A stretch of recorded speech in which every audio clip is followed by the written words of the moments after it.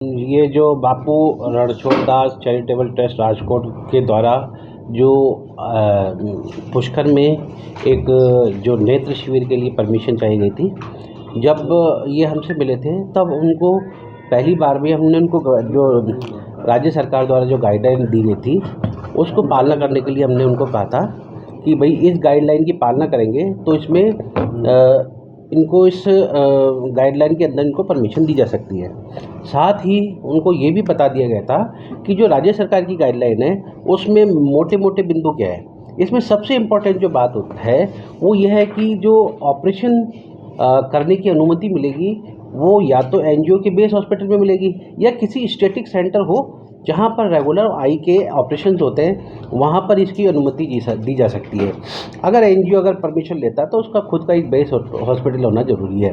तो ये जो मुख्य बातें हैं इनकी पालना नहीं करने के कारण इनको अनुमति नहीं दी गई। साथ ही उनको ये भी इंश्योर किया गया है कि अगर वो इस चीज़ की पालना करते हैं तो हम उनको अनुमति देंगे, और अगर उनके कोई मरीज आते हैं, कोई बाहर से आते हैं, रजिस्ट्रेशन करते हैं, रजिस्ट्रेशन करके डायग्नोसिस कर सकते हैं, राज्य सरकार और हमारा जिला प्रशासन उनके साथ पूरी तरीके से है। वो जो भी मरीज आते हैं उनका हम हमारे स्टैटिक सेंटर जेएलएन का जो ऑफ्थेल्मिक डिपार्टमेंट है वहाँ पर उन सभी के हम ऑपरेशन करवाएंगे, किसी को भी वापस नहीं जाने देंगे। सर, क्या वजह रही कि लास्ट मोमेंट पे ये जो चीज़ें हैं वो सामने आई? इससे पहले का सीएम जो डिपार्टमेंट देख नहीं पाया था उन्हें? नहीं, बिल्कुल ये बात जो है ये बिल्कुल गलत बात है। प्रथम बार में ही इनको इस बात से अवगत करा दिया गया था कि आपका जो ये जो आप ऑपरेशन थिएटर बनाने की बात कर रहे हैं वहाँ पर परमिशन आपको नहीं दी जा सकती। वहाँ पर बेस हॉस्पिटल या उसका ऑपरेशन थिएटर होगा तो ही परमिशन मिलेगी, और गाइडलाइन की कॉपी भी हमने उसको भिजवा दी गई थी। सर, उनका ये भी आरोप है प्राइवेट अस्पतालों के दबाव में ये उनको अनुमति नहीं मिली। प्राइवेट हॉस्पिटल्स की जहाँ तक बात है, किसी भी प्राइवेट हॉस्पिटल ने आज तक हमको कोई ज्ञापन भी नहीं दिया, न किसी तरह की एप्लीकेशन दी है। प्राइवेट हॉस्पिटल एसोसिएशन ने भी हमको कुछ नहीं कहा है। प्राइवेट हॉस्पिटल का किसी तरह का कोई दबाव भी हमारे पास नहीं है।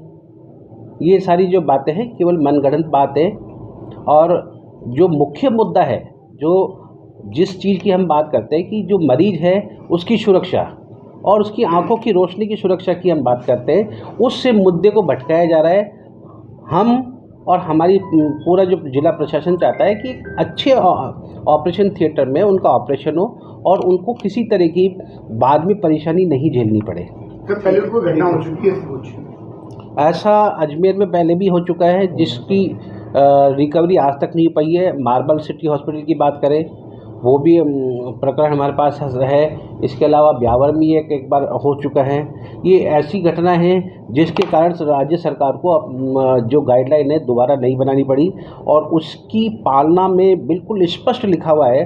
जैसा भी अपन बिंदुवार अपन डिस्कस भी करेंगे, आप लोगों को हम बताएंगे कि स्टैटिक सेंटर के अलावा किसी भी जगह पर किसी भी कॉस्ट पर अनुमति नहीं दी जा सकती। जहाँ तक अपन बात करते हैं उनके निरीक्षण की या एप्लीकेशन देने की बात, एप्लीकेशन जो दी गई थी केवल एकमात्र एप्लीकेशन थी। उसके साथ जो निर्धारित एनेक्सर 1 में हमको एप्लीकेशन देनी पड़ती है जिसमें उनको पूरी डिटेल देनी पड़ती है। उसके लिए भी हमने उनको लेटर लिखा है कि आप जो निर्धारित फॉर्मेट है उसमें आप एप्लीकेशन दें। उसके बाद आपका पूरा जो नॉर्म्स है उस हिसाब से आपका इंफ्रास्ट्रक्चर क्या होगा, आपके पास कितनी आप ऑपरेशन थिएटर में कितनी टेबल लगा रहे हैं, उसके अगेंस्ट में आपके पास कितने इंस्ट्रूमेंट्स अवेलेबल है, कौन से आपके स्टाफ है, कौन से आपके आई सर्जन है, इसकी सारी डिटेल उसमें दी जाती है। वो नहीं दिया, वो आज तक भी हमको प्राप्त नहीं हुआ। और जहाँ तक अपन बात करते हैं जो टेक्निकल पार्ट है, ये हमारे साथ पोरवाल जी हैं जो ऑफ्थेल्मोलॉजी के एचओडी, वो आपसे डिस्कस करेंगे।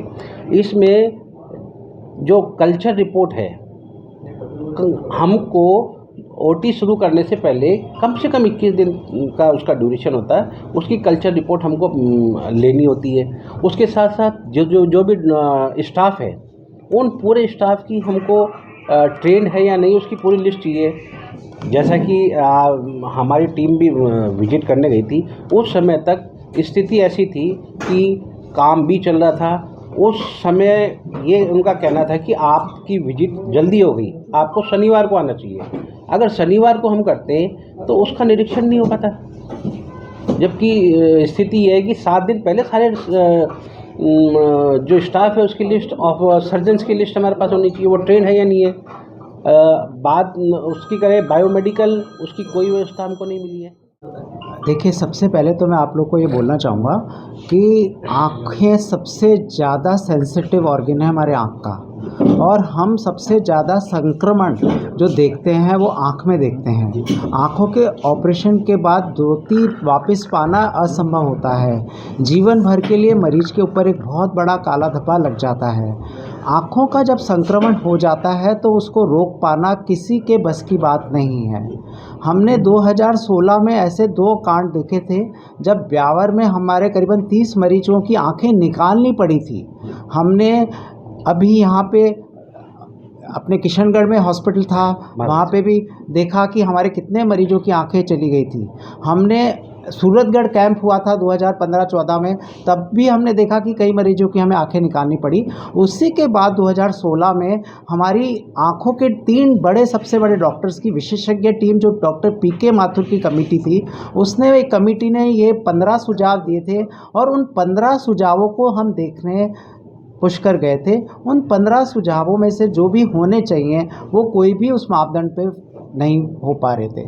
सबसे पहला तो है एक स्टैटिक सेंटर होना। स्टैटिक सेंटर वो होता है जहाँ पे नियमित रूप से आंखों के ऑपरेशन हो रहे हैं।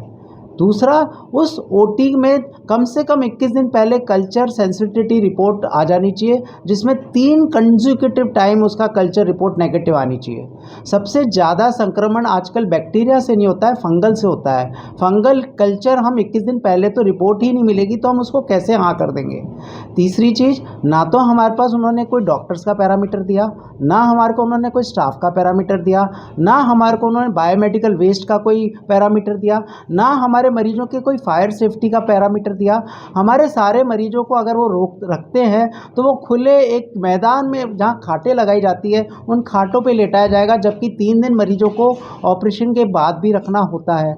उनका कोई किसी तरह का कोई प्लान या वो नहीं है। हमने उनको यही कहा है, और आप सबसे भी निवेदन करते हैं, जब हमारे पास इतने अच्छे अच्छे अस्पताल हैं, जेएलएन है, सैटेलाइट है, सरकारी अस्पताल है, जहाँ पे निःशुल्क सुविधा जब ऑलरेडी हमारे मिल रही है तो वहाँ पे मरीज हमारे स्क्रीन करें। हम उनके साथ स्क्रीनिंग करने को तैयार हैं। हम उन मरीजों को जेएलएन या सैटेलाइट लाना चाहते हैं, और उन मरीजों की जो भी सेवा हम सारी बहुत अच्छी, जैसी वो चाहेंगे वैसी हम निःशुल्क सेवा वहाँ कर सकते हैं। हमारे थिएटर में भी हम रोज़ स्टरलाइजेशन कराते हैं। मैं रोज़ जब 2:30-3 बजे जाता हूँ तो सबसे पहले ये देखता हूँ कि ओटी में संक्रमण तो नहीं है। अगर ओटी में संक्रमण है तो फिर हम ओटी रोक देते हैं। याद करिए, हमारे बीच में 1 महीने तक हमने ओटी रोका था, और हमने हमारे सारे ऑपरेशन सैटेलाइट में कराए थे डॉक्टर प्रदीप भार्गव साहब के साथ। तो ये बहुत सेंसिटिव इशू है, और जितने भी मापदंड सरकार के नियमित है उनमें से वो कहीं पे भी उसको फॉलो नहीं कर पा रहे हैं। मरीजों की आँखों का सब अच्छा होता पर कुछ खराब हो जाता तो हम कैसे अपने आप को माफ़ कर पाते। अभी सरवाड़ में सरकार की तरफ से ब्लाइंडनेस सोसाइटी, सीएमएचओ साहब और डायरेक्टर की तरफ से camp, mega camp, mobile camp लगा है। वहाँ पे 400 मरीजों को चिन्हित किया गया है। कल डॉक्टर प्रदीप भार्गव 200 ऑपरेशन अपने चिकित्सकों के साथ करके आए हैं। वो जितने मरीज थे सरवाड़ में स्क्रीनिंग हुई, पर क्योंकि सरवाड़ में स्टैटिक सेंटर नहीं था, अतः उन सब मरीजों को केकड़ी ले जाया गया। केकड़ी के बड़े अस्पताल में उनको ऑपरेशन किया गया। हमारी यहीं पे बस इतनी सी बात है कि जो भी ओटी हो वो ओटी पूरा 100% सिक्योर हो।